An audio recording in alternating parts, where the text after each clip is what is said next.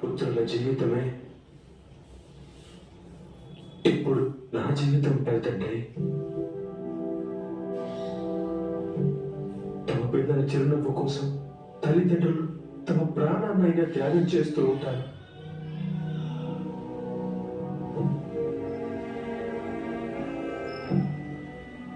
వద్దు పెద్ద తండ్రి, ఈ యుద్ధం వలన నా పుత్రులందరి జీవితాలకు ఆపద కలుగుతుంది. ఈ యుద్ధాన్ని నేను ఏ విధంగానూ జరగనివ్వను. కానీ దుర్యోధనుడు నా పుత్రుడే యుద్ధాన్ని కోరుకుంటున్నాడు, నేను కాదు.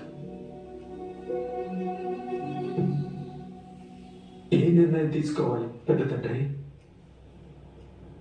ఏం ఆలోచించి నిర్ణయం తీసుకోవాలి?